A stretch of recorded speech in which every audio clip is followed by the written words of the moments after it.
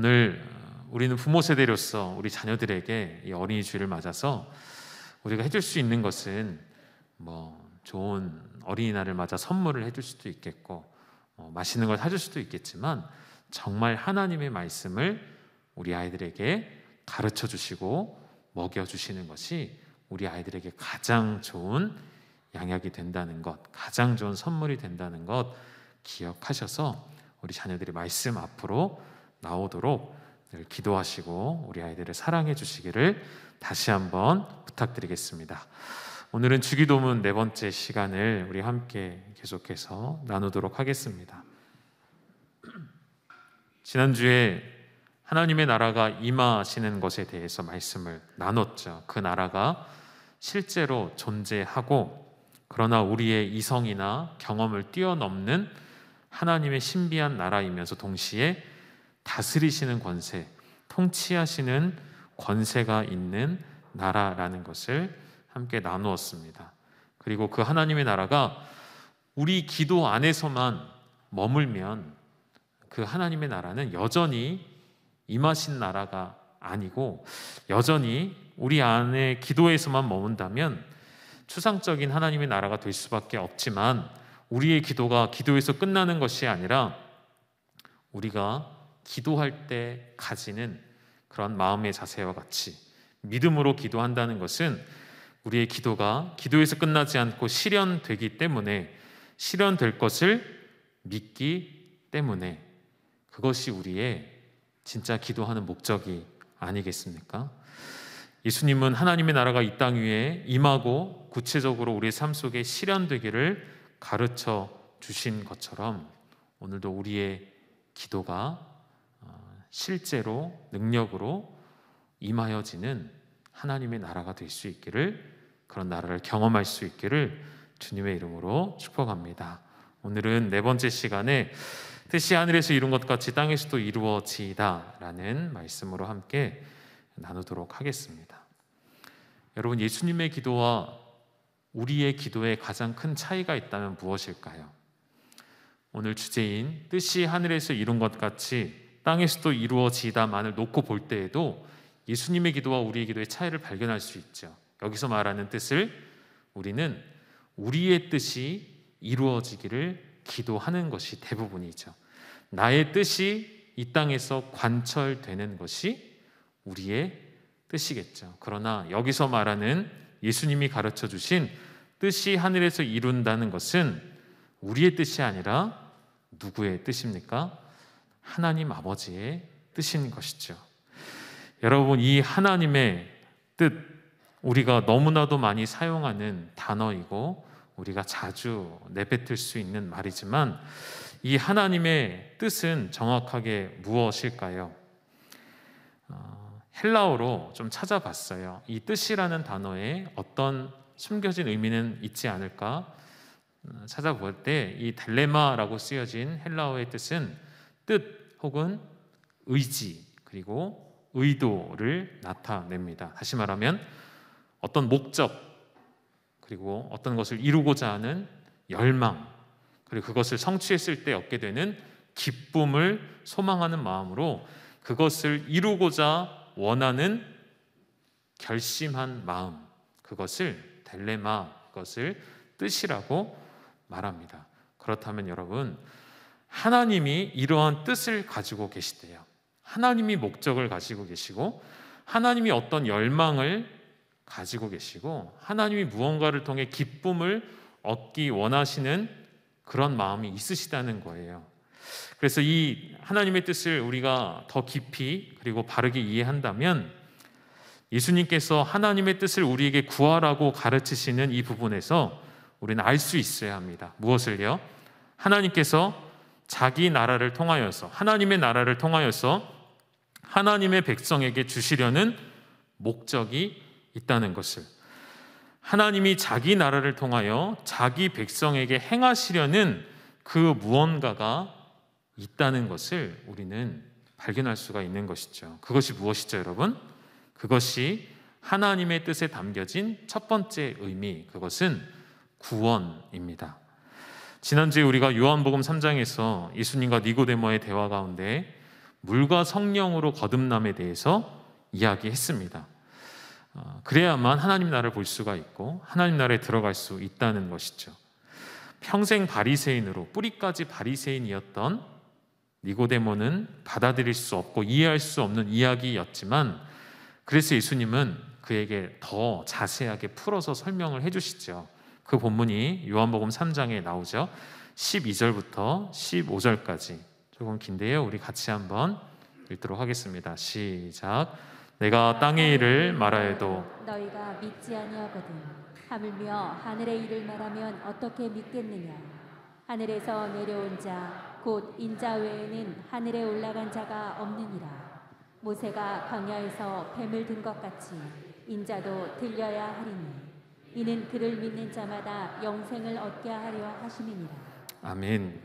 예수님께서 니고데모에게 이 거듭남의 비밀이 신비한 일로 들린다는 것을 아셨죠. 그래서 더 설명을 하시면서 너희가 이해할 수 없고 믿을 수 없다. 그러나 이 일은 하늘의 일이다라고 말씀하시는 거예요. 하늘에서 이미 계획되어졌고 하늘에서 이루어진 일이라 말씀하시는 거예요. 그리고 또 하나의 사건을 예를 들어 설명하셨죠. 민수기 21장에 나오는 노뱀 사건을, 출애굽의 이스라엘 백성들이 계속되는 불평과 원망 앞에 하나님이 진노를 하시죠. 진노의 심판을 내리셔서 불뱀이 그들을 물게 되었을 때 하나님께서 그들에게 구원의 길을 허락해 주셨습니다. 무엇이죠? 노스로 만든 뱀을 장대에 매달아서 그것을 뭐하는 자들은 나음을 얻습니까? 그것을 바라보는 자는, 그것을 보기만 하면 낫게 되는 구원의 길을 열어 놓으셨습니다.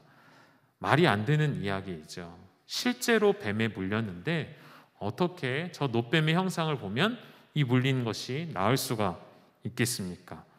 불가능한 이야기, 이해할 수 없는 이야기, 신비한 이야기였지만, 그러나 그 말씀대로 실제로 노뱀을 바라본 자들은 모두 살게 되었죠. 예수님이 이 사건을 통해서 당신이 그 노뱀과 같이 십자가에 달리게 될 것을 말씀하시는 것이죠. 사람들로서는 이해할 수 없는 것이죠. 우리의 죄가, 율법의 요구를 만족시킬 수 없는 우리의 육체를 가진 몸이 어찌 십자가에 달리신 그 사람을 바라봄으로 인해 내게 만족이 되어지고 우리가 구원을 얻을 수 있는가? 이해할 수 없는 신비인 것이죠. 그래서 예수님은 당신의 십자가의 그 죽음이, 그 십자가의 죽음을 통하여서 하나님께서 이루시고자 하는 하늘의 뜻이 있다는 것을 알려주시는 거예요. 이러한 배경 가운데, 이러한 상황 가운데 예수님이 언급해 주신 말씀이 바로 우리가 잘 알고 있는 요한복음 3장 16절의 말씀인 것이죠. 우리 같이 한 번 더 읽으실까요? 시작. 하나님이 세상을 이처럼 사랑하사 독생자를 주셨으니 이는 그를 믿는 자마다 멸망하지 않고 영생을 얻게 하려 하심이라. 아멘. 그냥 뜬금없이 예수님이 해주신 말씀이 아니고요, 그 하나님의 뜻을 우리 가운데 보여주시고 그 하나님의 뜻이 무엇인지를 보여주시기 위해 이 말씀을 전해주신 거예요. 사랑하는 여러분, 하나님의 뜻은 오늘도 세상의 어둠과 세상에서의 고통과 그 사망의 그늘에 앉아 신음하고 있는 우리를 위해, 여러분을 위해 당신의 아들을 이 세상에 보내셔서 죄인이 아닌 그분을 죄인 되게 하심으로 죄인이었던 의인을 의인 되게 하시는 역사, 그로 인해 우리 모두가 나음을 얻고 죽음을 면케 되는 것, 그것이 바로 하나님의 뜻이었습니다. 하나님의 뜻은 당신의 아들을 믿는 자들이 멸망의 심판을 받지 않고 영원한 생명을 누리는 것입니다. 여러분, 한 찬양의 가사 가운데 이런 찬양의 가사가 생각이 나더라고요. 하나님의 꿈이 나의 비전이 되고, 이 찬양 여러분 잘 아시죠? 이 말 그대로 여러분, 하나님의 꿈이 무엇입니까? 하나님의 뜻이 무엇입니까? 모든 이가 구원을 얻게 되는 것, 그것이 무엇이 되어야 한다고요? 바로 저와 여러분의 뜻이 되고 저와 여러분의 살아가는 목적이 되고 저와 여러분의 비전이 되어야 한다는 것이죠. 이 일을 위해 오늘도 우리는 살아가는 것입니다. 어떻게 보면 너무 뜬금없는 이야기인 것 같아요. 오늘 하루하루 살기도 참 버겁고 힘든데 무슨 하나님의 뜻을 위해 살아갑니까? 당장 우리의 살 것, 우리의 먹을 것들을 궁리해야 하는데, 그러나 그렇지 않다는 거예요. 여러분, 세상 가운데 물들어 있으면 내가 하나님으로부터 멀어져 가고 있음을 인식하지 못하게 됩니다. 세상 가운데 발을 계속 디디고 있으면 내가 하나님으로부터 멀어졌음을 자각하지 못하게 되는 거예요. 하나님의 뜻을 우리에게 보여주셨고 하나님의 뜻을 이루도록 우리를 이 땅 가운데 보내셨는데, 우리가 하나님의 나를 향하신 뜻을 놓치고 우리의 생활에 집중을 하다 보니 하나님의 원뜻은 이미 우리 가운데 희미해져 버리게 된 것이죠. 여러분, 우리 열방교회는 이 하나님의 뜻을 이루기 위해 존재함을 믿습니다. 열방의 우리 모든 가족들은 하나님의 뜻이 나의 비전이 되어서 하나님의 꿈을 이루기 위해 달려가야 하는 가정임을 믿으셔야 합니다. 여러분, 이 일을 위해 한 집사님이 남들은 다 인도에서 나올 때 거꾸로 인도로 들어가셨죠. 우리 교회의 한 지체가 인도로 들어가셨습니다. 이 하나님의 뜻을 위해 어떠한 가정은 한 달 뒤에, 정확히 한 달 뒤에 인도네시아로 떠날 준비를 다 마치셨습니다. 수년 전에 한 가정은 이 일을 위해 남태평양의 한 섬으로 또 하나님의 손에 이끌려 출발하셨죠. 여러분, 우리 주일학교의 꿈이 하나님의 비전을 이루는 것이 되어야 합니다. 여러분의 목장의 꿈이 무엇입니까? 우리 목자님들이 원하시는 여러분 목장의 목표는 무엇입니까? 우리끼리 잘 교제하고 잘 즐기고 서로 평안하면 그것이 끝인가요? 아니죠. 그것은 과정이고 중간 단계일 뿐, 궁극적으로 이루고자 하는 우리 목장의 비전과 목장의 방향은 무엇이죠? 선교, 그리고 하나님의 뜻을 이루는 것입니다. 그러한 가정들로, 그러한 목장으로, 그러한 교회로서의 방향이 재설정되어야만 하는 것이죠. 여러분, 벌써 3년 동안, 올해를 포함해서 3년 차가 되는 동안 설교를 잘 들으셨다면 교회의 방향이 어디로 흘러가고 있는지를 여러분 아셔야 하고 깨달으셔야 합니다. 우리 교회가 어떠한 방향으로 흘러가고 있는지. 그러나 세상은 이 하나님의 꿈을, 하나님의 뜻을 외면하고 거부하죠. 계속해서 하나님의 뜻을 거부한 이들의 결과에 대해서 예수님이 이렇게 말씀하십니다. 우리 18절의 말씀 같이 한번 읽을까요? 시작. 그를 믿는 자는 심판을 받지 아니하는 것이요 믿지 아니하는 자는 하나님의 독생자의 이름을 믿지 아니하므로 벌써 심판을 받은 것이니라. 하나님의 뜻을 거부한 이들의 뜻은, 하나님의 결과는 그들이 예수 그리스도를 믿지 않게 되는 것, 그것 자체가 심판이 되는 거예요. 다음 19절, 그 정도는 이것이니 곧 빛이 세상에 왔으되 사람들이 자기 행위가 악함으로 빛보다 어두움을 더 사랑한 것이니라. 빛이 왔어요. 빛이 비춰졌어요. 그러나 그 빛을 외면하죠. 무엇 때문에요? 내 행위가 악하기 때문에 드러날까 두려운 거예요. 3장 20절 말씀 같이 읽을까요? 시작. 악을 행하는 자마다 빛을 미워하여 빛으로 오지 아니하나니 이는 그 행위가 드러날까 함이요. 하나님의 뜻을 거부하는 자들은 빛보다 어두움을 더 사랑합니다. 왜죠? 그 빛을 받아들일 때 나의 악한 욕망과 행위가 드러나는 것을 싫어하기 때문에. 여러분, 우리 안에 죄된 모습이 있다면 그것이 드러나는 것이 우리에게는 굉장히 불편한 일입니다. 불편한 정도가 아니라 정말 싫은 거죠. 감당할 수 없는 일이죠. 그런데 여러분, 분명히 아셔야 합니다. 예수님께서 요한복음 3장에서 말씀하신 것처럼 빛이 우리에게 비춰진 것은, 그 빛은 우리의 죄악을 드러나게만 하는 것이 아니고요, 하나님께서 우리에게 빛을 비춰주시는 목적은 무엇입니까? 빛으로 우리의 죄악을 보게 하실 뿐만 아니라 그 어두움을, 그 죄악을 물러가게 하시는 능력이 그 빛에 있다는 것입니다. 여러분, 우리 안에 빛보다 어두움을 사랑하는 마음, 내 안에 무언가가 드러나는 것이 두려워서 혼자 끙끙 앓고 있는 것은 없으신가요? 여러분, 빛 가운데 드러내십시오. 빛 가운데 드러낼 때 그것이 해결책이 될 것입니다. 용기를 내셔서 그 빛의 능력, 예수 그리스도의 빛의 능력, 우리의 죄악을 드러나게만 하는 것이 아니라 그 죄악을 해결해 주시며 그 어두움을 물러가게 하시는 능력을 경험하실 수 있기를 주님의 이름으로 축복합니다. 하나님의 뜻을 거부하는 자들은 어두움을 추종하고 따라가게 되어 있으며 그 마지막은 결국 파멸이라 말씀하시죠.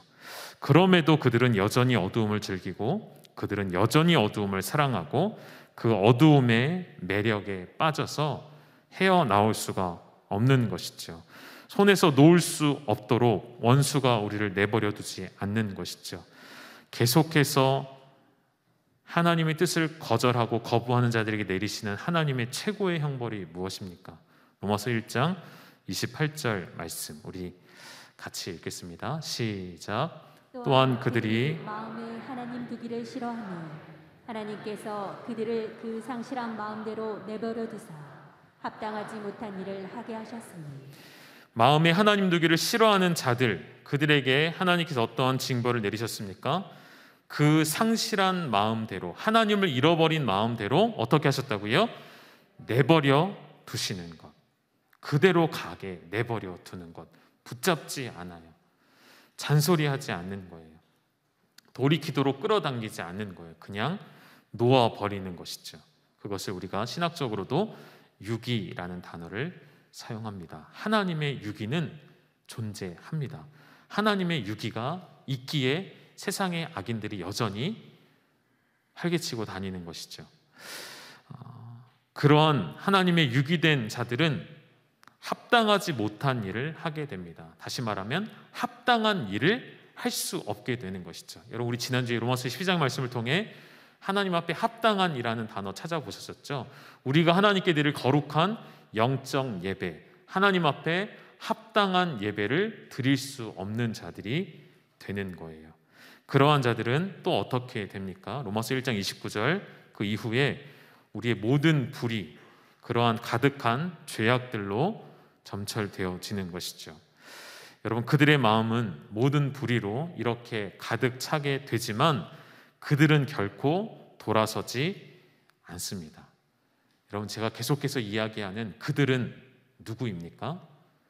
교회 밖에 세상에 있는 자들입니까? 아니요.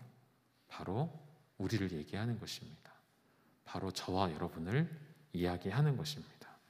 우리 안에 있는 불의, 우리 안에 있는 추악, 우리 안에 있는 탐욕과 악의, 시기, 살인, 분쟁, 사기, 악독, 수군수군하는 것, 비방하는 것, 능욕하는 것, 교만, 우리 육체를, 우리의 물질을, 우리의 다른 것을 자랑하는 것, 악을 도모하는 것, 부모를 거역하는 것, 우매한 것, 배악한 것, 부정한 것, 무자비한 것, 이러한 것이 우리 안에 있지 않습니까?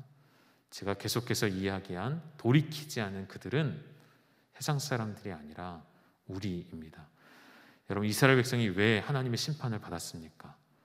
우상만 섬겼기 때문입니까? 아니죠. 하나님 안에 있으면서 우상을 사랑했기 때문이죠. 하나님 안에 거하면서 함께 우상을 겸하여 섬겼기에 하나님 그것을 용납하지 않으셨습니다. 하나님의 말씀은 세상 사람들을 향한 것이 아닌 바로 오늘 저와 여러분을 향한 메시지입니다. 여러분, 무언가에 중독이 되었을 때에 그것을 끊어내려고 하면 금단 현상이라는 것이 일어나죠. 초조하고 불안하고. 술과 담배는 물론이고 마약의 예를 들어볼까요? 마약의 기운이 떨어지면 그도 마찬가지로 금단 현상이 일어난다고 하는데, 그 금단 현상은 정신적인 고통을 주고 육체적인 고통도 가져다 준답니다.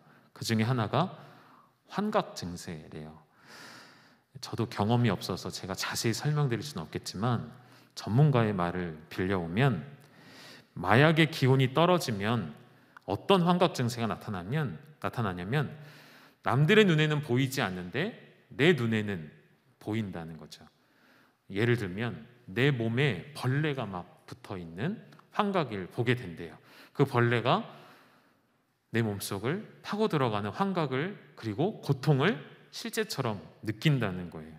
그것을 벗어나고 싶고 떨쳐내고 싶은데 스스로는 떨쳐낼 수가 없는 것이죠. 여러분, 마약은 좋아서만 하는 게 아니래요. 쾌락만을 느끼고 싶어서 하는 게 아니라 왜 할까요? 고통을 견딜 수가 없어서 다시 손이 갈 수밖에 없다고 합니다. 혼자서 벗어날 수 없기에 전문가의 도움을 받고 전문 기관의 도움을 받아서 수개월 동안 치료를 받아도 다시 마약에 손을 대는 확률이 70%가 넘는다고 합니다. 그만큼 중독이라는 것은 무섭다는 것이죠. 여러분은 무엇에 혹 중독되어 있으십니까? 하나님의 뜻이 우리를 지배하는 것이 아니라 하나님의 뜻 대신에 욕심과 욕망이 나를 지배하도록 내버려 두면 결국 세상의 욕망에 중독이 되어서 결론은 어떻게 됩니까? 지나온 시간들을 후회하고 절망 가운데 하나님께서 우리에게 주신 이 귀한 인생을 허비하고 마는 것이죠. 하나님의 뜻을 이루도록 허락해 주신 이 귀한 우리의 시간들을, 우리의 인생을 낭비하게 되는 것입니다. 사랑하는 여러분, 오늘 여러분은 어떤 욕망에 나를 내버려 두십니까? 어떤 욕망이 나를 지배하도록 내버려 두고 계십니까? 더 이상 내버려 두지 마십시오. 스스로 벗어날 수 없으나, 스스로 벗어나기 어려우나 주님은 반드시 우리에게 빛을 비춰주셨고 그 빛 가운데 나오라 말씀하십니다. 그리고 우리 주님은 말씀을 통해 죄와 싸우되 어떻게까지 싸우라 알려주시죠. 히브리서 12장 4절의 말씀 우리 같이 읽어볼까요? 시작. 너희가 죄와 싸우되 아직 피 흘리기까지는 대항하지 아니하고. 무슨 말씀입니까? 너희가 죄와 싸울 때는 죽기를 각오하고 피 흘리기까지 싸우라는 것이죠. 여러분, 피를 흘린다는 그 말, 여러분 어린 시절에 혹시 좀 피 흘리기까지 싸워보신 적 있습니까? 초등학교 때, 국민학교 때 싸워서 먼저 코피 나면 지는 거였어요. 그렇죠? 코피가 나면 일단 진 거예요. 저희 세대는 그랬거든요. 그래서 코만 때렸어요. 그랬던 시절. 코피가 나면 지는 거니까, 울면 지는 거고. 여러분, 피 흘리기까지 싸운다는 이 말은, 그 의미는 진짜 막 피를 흘리라는 뜻이 아니라 포기하지 않는 싸움이라는 거예요. 내가 이 싸움을 주님 오실 때까지 포기하지 않겠다는 거예요. 우리 육체를 가지고 살아가는 이 땅 가운데 우리 욕망과 싸워야 하고 죄의 유혹과 싸우셔야 합니다. 언제까지요? 끝까지예요. 주님 오실 때까지. 그 싸움을 포기하면 그 싸움에 지배당하는 거예요. 그 싸움을 포기하면 세상의 유혹에, 원수의 유혹에 지배당하는 것이죠. 그러나 우리 주님은 그 싸움을 포기하지 말라 말씀하십니다. 왜죠? 하나님의 뜻은 심판이 아니라 구원이기 때문에. 요한복음 3장 17절에 이렇게 말씀하시죠. 같이 읽겠습니다. 시작. 하나님이 그 아들을 세상에 보내신 것은 세상을 심판하려 하심이 아니요 그로 말미암아 세상이 구원을 받게 하려 하심이라. 하나님은 우리 모두가 형벌을 받기 원하시는 분이 아니십니다. 형벌을 면하고 형벌을 피하기 원하시기 때문에 하나님 당신의 뜻을 이루시기 위해 아들을 십자가에 내려놓으셨고 못 박아 죽게 만드셨고, 동시에 우리에게는 형벌을 피한 영생을 허락하신 것이죠. 우리 한 절 더 읽어보실까요? 요한복음 6장 40절, 아버지의 뜻에 대해서 함께 읽겠습니다. 시작. 내 아버지의 뜻은 아들을 보고 믿는 자마다 영생을 얻는 이것이니 마지막 날에 내가 이를 다시 살리리라 하시니라. 아멘. 하나님의 뜻, 아버지의 뜻의 두 번째는 구원에 이어서 같은 말이지만 영생입니다. 여러분, 영생이 무엇이라고 생각하십니까? 늙지 않고 영원토록 사는 것, 문자 그대로는 맞는 말이죠. 진시황이 꿈꾸던 불로장생, 어떤 인간이 이 땅에서 영원히 살 수 있습니까? 그 누구도 가능하지 않습니다. 영생이라는 것은, 예수님 말씀하신 영생이라는 것은 단순히 죽지 않고 오래 사는 것이 아닌, 이 땅에서 우리가 겪고 있는 고통과 질병과 사고와 이러한 것들이 계속되는 삶으로서의 영생이 아닌, 주님께서 우리에게 허락하시는 영생은 인간이 추구하는 최고의 가치가 있는, 인간이 추구하는 최고의 목적, 인간이 가질 수 있는 최고의 만족과 평안한 상태, 그것이 무엇일까요? 하나님이 우리와 함께 하시는 삶을 살아가는 것, 그것이 영원한 삶, 그것이 영생입니다. 또 한 가지, 여러분, 영생은 우리의 육체가 죽은 뒤에만 시작되는 것이 영생이 아니에요. 여러분, 오해하지 않았으면 좋겠습니다. 착각하지 않았으면 좋겠습니다. 내 육체의 생명이 끊어져야 영생이 시작되는 게 아니죠. 이미 영생은 우리 안에 시작되었습니다. 이미 영생은 하나님께서 우리에게 주셨어요. 지금도 우리는 영생을 누리는 거예요. 안 믿어지시나 봐요? 아닌 것 같으시죠? 아니에요, 여러분. 믿음의 눈으로 보십시오. 우리가 예수 그리스도를 구주로 고백하는 순간 물과 성령으로 거듭난 저와 여러분은 이미 영원한 생명의 삶에 들어와 있습니다. 그것을 믿으셔야 합니다. 실제니까요. 그것이 현실이니까, 그것이 사실이기 때문에. 그렇다면 우리의 육신의 죽음은 무엇입니까? 육신의 죽음이 우리의 영생을 끊어내는 것인가요? 아니죠. 잠시 우리의 지속되는 영생을 죽음이 끊어낼 수가 없죠. 죽음은 우리의 껍데기, 육체의 죽음일 뿐 영혼의 죽음이 아니기 때문에 이미 우리에게 허락하신 그 영생은 우리 안에 이미 시작되었다는 것을, 그리고 계속해서 우리가 이 땅에서의 육체적인 생명이 다하고 날 때에도 계속해서 지속적으로 하나님 나라 안에서 누리는 영원한 안식, 영원한 생명이 우리에게 보장되어 있다는 것입니다. 그 영생을 누리는 것이 바로 하나님의 뜻인 것이죠. 여러분, 누가 이러한 영생을 받을 수 있고 누가 이러한 영생을 누릴 수 있다고요? 바로 하나님이 보내신 그의 아들 예수 그리스도를 믿는 자들이, 그를 영접하는 자들이, 하나님의 뜻에 따라 살아가는 사람들이 이 영생을 받아 누리는 것이죠. 여러분, 이미 알고 계시잖아요. 하나님의 뜻을 따라 살아가는 것이 얼마나 복된 삶인지를 아시죠. 그러나 그렇게 살아가기가 어렵다는 것 또한 알고 있습니다. 왜죠? 우리 마음의 한켠에 늘 세상을 향한 욕망이 자리 잡고 있기 때문에. 이 자리에 앉아 계신 그 누구도 예외 없이 우리 안에는 세상의 욕망이 자리 잡고 있을 것입니다. 더 좋은 것, 더 많이, 더 높은 곳으로. 우리를 어둠의 영역으로 끌고 가려는 원수의 유혹이, 세상의 유혹이 날마다 우리 앞에 놓여 있습니다. 그래서 베드로는 이렇게 표현했죠. 근신하라, 깨어라. 너희 대적 마귀가 우는 사자같이 두루 다니며 삼킬 자를 찾나니.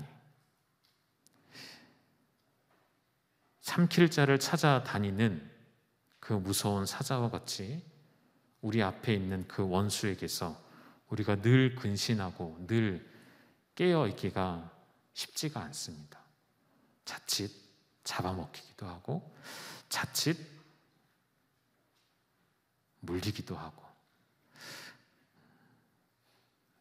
사도 바울은 우리가 날마다 근신하고 깨어 있을 수 있는 방법을 우리에게 친절하게 그리고 명확하게 알려줍니다. 이 말씀을 읽어보실까요? 고린도전서 15장 31절 시작. 형제들아, 내가 그리스도 예수 우리 주 안에서 가진 바 너희에 대한 나의 자랑을 두고 단언하노니 나는 날마다 죽노라. 나는 날마다 죽노라.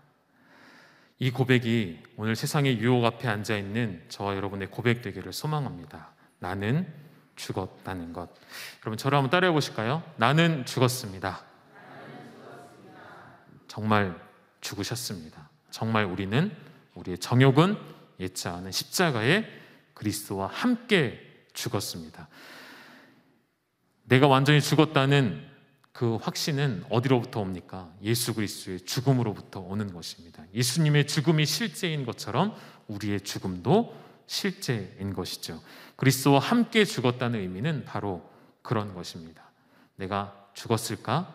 아직 안 죽었을까? 의심되는 것이 아니라 그리스도의 죽음이 실제이고 확실하고 역사인 것처럼 우리의 옛 자아도 우리의 정욕도 우리의 생명도 십자가에서 함께 죽었습니다. 바울은 나는 의롭고 우리가 선하고 내가 믿음이 있어서 나의 신앙을 나의 믿음을 유혹당하지 않고 지킬 수 있다고 말하는 것이 아니에요. 바울은 우리가 거룩하고 경건해서 유혹에 흔들리지 않는다고 말하지 않습니다. 오히려 나의 약함과 나의 죄된 본성, 나의 악함을 인정하고 그것을 다 인정하고 십자가 앞에 내려놓을 때 매일매일 순간순간마다 내 육신의 내 욕망의 자아를 죽일 때에 우리는 하나님의 뜻을 따라 살 수 있다고 말하는 것이죠. 바울의 이 고백이 우리의 기도가 되기를 소망합니다.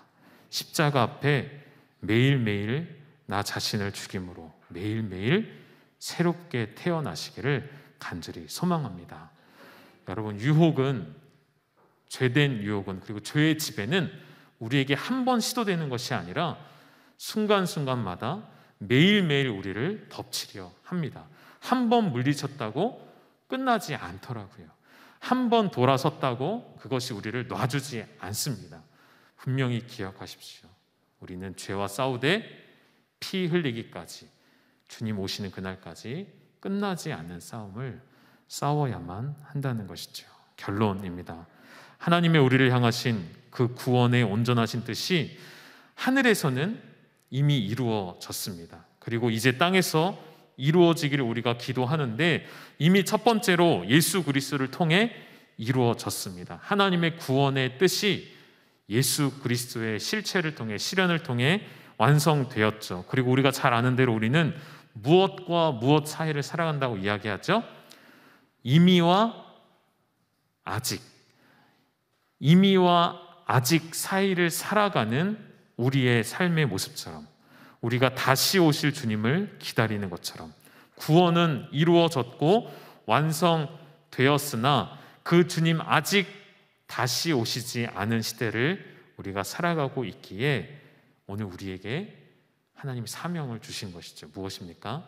하나님의 뜻을 이루어가는 존재로 살아가도록 모든 민족이 주님을 보게 하도록 모든 민족이 구원을 얻도록 그것이 바로 우리 열방교회가 존재하는 이유이고 저와 여러분이 살아가야 하는 궁극적인 목적이 되어야 하는 것입니다. 오늘도 하나님의 뜻을 이루시기 위해 주님은 오늘 우리를 이 자리로 부르신 줄 믿습니다. 오늘 예배 자리 가운데 우리가 위로받기 위해 나올 수도 있고 격려를 받기 위해 나올 수도 있고 하나님의 은혜를 구함으로 나올 수도 있습니다. 가능한 일이죠. 충분히 우리 하나님은 그렇게 하시는 분이시죠. 우리가 하나님을 높여 드리면서 동시에 하나님은 우리에게 은혜를 주시고 위로를 주시고 평강을 주시는 하나님이 맞습니다.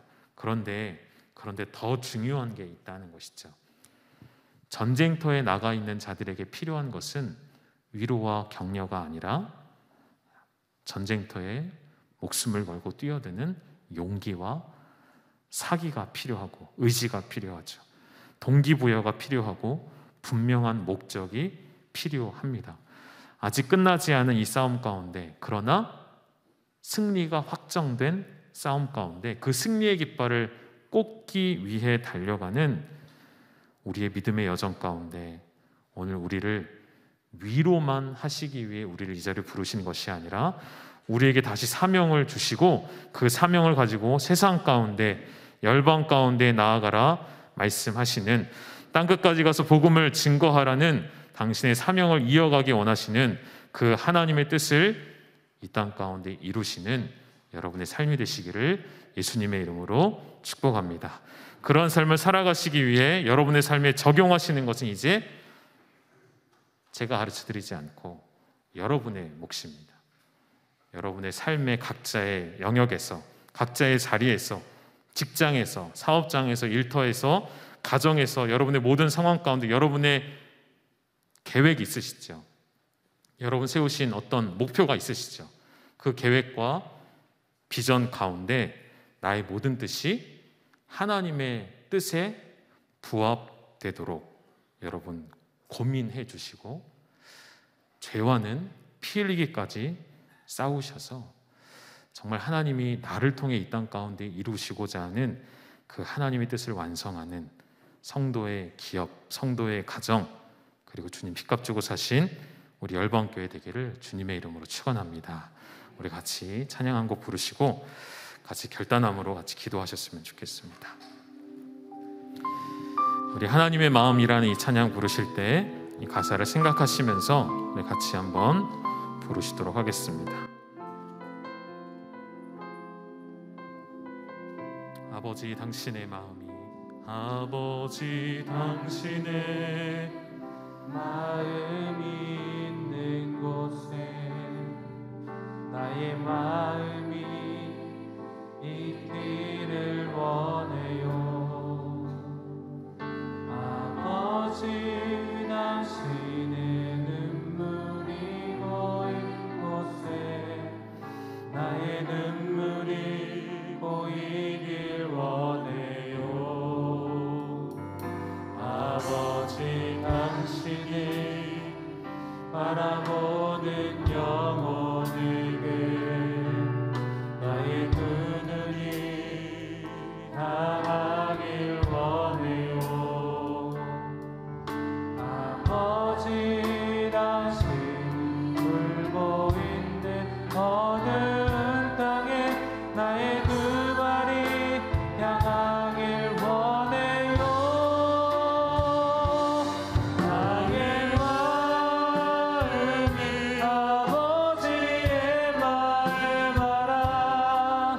내 모든 뜻 아버지의 뜻이 될 수 있기를. 나의 온 몸이 아버지의 마음 알아. 내 모든 삶 당신의 삶 되기를. 우리 한 번 더 이 찬양 부르실 때 우리 자리에서 일어나셔서 같이 고백했으면 좋겠습니다.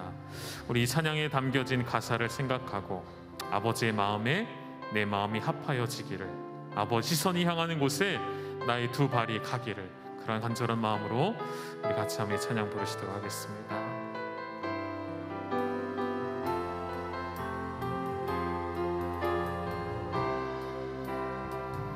아버지 당신의 마음이 있는 곳에 나의 마음이 있기를 원해요.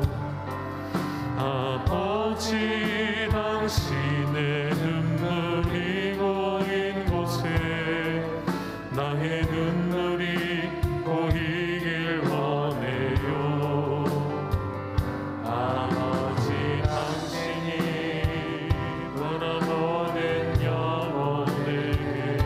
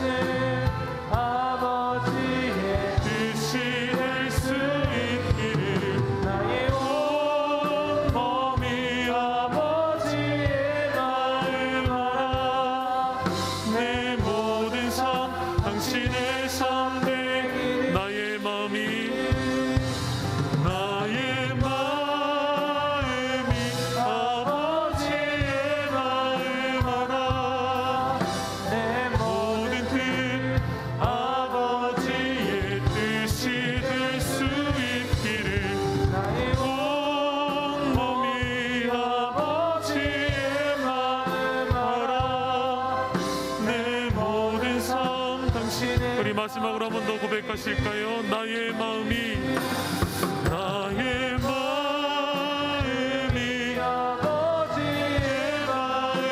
마음아라. 내 모든 뜻 아버지의 뜻이 될 수 있기 나의 온 몸이 아버지의 마음아라. 내 모든 삶 당신의 삶 되기를. 아멘. 우리 시간 함께 기도하실 때 오늘 설교를 준비하면서 그런 생각이 들었어요. 우리의 삶과 너무 동떨어진 이야기를 하는 것은 아닐까. 하나님께서 제안해 주신 마음은 이것이 우리의 삶의 목적이 되어야 함을 분명한 확신으로 저에게 주셨습니다. 하나님께서 저와 여러분을 세상 가운데 보내신 이유와 목적이 분명하고도 확실한데 우리가 자꾸만 곁눈질로 세상을 바라보다 보니 세상이 우리의 전부가 되어버렸어요. 그래서 이런 설교가, 이런 메시지가, 이런 하나님의 말씀이 나의 삶과 너무 동떨어진 이야기로 들릴 수밖에 없는 것이죠. 그러나 하나님 오늘 우리에게 다시 도전해 주는 것은 당신의 뜻이 하늘에서 이미 이루어졌고 그 계획되어진 하나님의 뜻이 이 땅 가운데 완성되어 가고 있는 그 순간 하나님 우리를 부르셔서 그 일에 동참시키기를 원하시고 그 뜻을 이 땅 가운데 우리를 통해 이루시기를 원하신다는 것이죠. 오늘 하나님은 당신의 마음을 아는 자를 찾으십니다. 여러분, 하나님의 마음이 오늘 어디를 향하고 있으시겠습니까? 한 주간 동안 계속해서 마음 가운데 떠나지 않는 것들은 우리 공동체 안에는 연약한 지체들뿐만이 아니라 온 열방과 세상 가운데 고통당하고 있는 백성들, 여러분 눈을 떠서 화면을 잠깐 보시겠습니까? 미얀마 땅과 인도 땅에 저들은 지금도 생과 사를 오가며 핍박을 당하며 고난을 당하며 재앙을 당하고 있습니다. 미얀마와 인도 땅만이 아니죠. 온 세상을 향하신, 그리고 우리를 향하신 아버지의 눈에 눈물이 흐르실 그때에 여러분의 마음은 어떠하십니까? 오늘 우리가 하나님의 마음을 알아야 하고 마음으로만 아는 것이 아니라 우리의 온 몸이 하나님의 마음을 알아서 하나님 나를 통해 세상 가운데 하나님의 뜻이 이루어지도록, 하나님의 뜻이 완성되어지도록 나를 그렇게 사용하여 주십시오. 우리 교회를 그렇게 사용하여 주십시오. 우리 열방에 흩어져 있는 모든 하나님의 자녀들을 그렇게 사용하여 주시옵소서. 우리 그러한 마음으로 우리 주여 한번 부르시고 간절히 기도하며 나아가시겠습니다. 주여, 주님, 하나님, 오늘 세상 가운데 살아가며 놓쳐버렸던 하나님의 마음과 뜻을 알게 하시고 돌이키게 하시고 돌아서게 하시고 죄와 싸우되 피 흘리기까지 싸우게 하시고 하나님 그 싸움을 포기하지 않게 하시고 주님 오실 그날까지 우리 주님 왕으로 당신의 나라가 이 땅 가운데 임하시는 그날까지 하나님 우리가 이 영적 전쟁 가운데 포기하지 않게 하시고 우리에게 다시 한번 분명한 목적과 사명을 깨닫게 하여 주셨으니 믿음으로 나아가는 우리 인생의 여정이 되게 하여 주시옵소서. 믿음으로 싸워나가는 우리의 믿음의 여정이 되게 하여 주시옵소서. 아직 끝나지 않은 싸움 가운데, 그러나 승리가 확정된 싸움 가운데 아버지의 마음이 향하는 곳에, 구원받아야 할 백성들이 있는 그곳에, 아버지 당신이 바라보는 곳에 나의 두 손이, 나의 두 발이, 우리 눈이 향하기를 원하오니 아버지 오늘 우리의 모든 뜻과 우리의 모든 계획 위에 아버지의 뜻이 부어짐으로 말미암아 아버지 당신의 이 땅 가운데 땅 끝까지 복음을 증거하라 말씀하신 당신의 그 사명을 이어갈 수 있는 이 교회와 우리 사랑하는 열방의 모든 가족들이 되게 하여 주시옵소서. 우리의 모든 삶의 자리에서, 우리 영역 가운데 내가 살아 숨쉬는 모든 자리에서 나의 꿈과 내 비전을 하나님의 뜻으로 삼으며 하나님 앞에 나아갈 수 있는 우리의 삶이 될 수 있도록 인도하여 주시옵소서. 우리 주님 예수 그리스도의 은혜와 하나님 아버지의 아들을 내어 주시면서 이 땅 가운데 이루신 당신의 뜻, 그 당신의 사랑하심과 성령의 교통하심이 오늘 세상에 유혹과 세상의 욕망에 익숙해져 하나님의 뜻을 잃어버린 채 살아가던 우리에게 다시금 아직 끝나지 않은 싸움 가운데 그 싸움을 포기하지 않게 하시며 죄와 싸우되 피 흘리기까지 싸우며 승리가 이미 확정된 싸움 가운데 승리의 깃발을 꽂기 위해 달려가는 우리의 믿음의 여정 가운데 다시 한번 사명을 불어넣어 주시고 주님의 뜻을 이 땅 가운데 이루는 주님의 귀한 자녀로서, 주님의 귀한 사명자로서 살아가기 원하는 우리 열방의 모든 기업, 열방의 모든 사업장, 열방의 모든 가족들 위해 이제로부터 영원토록 함께 있을지어다. 아멘.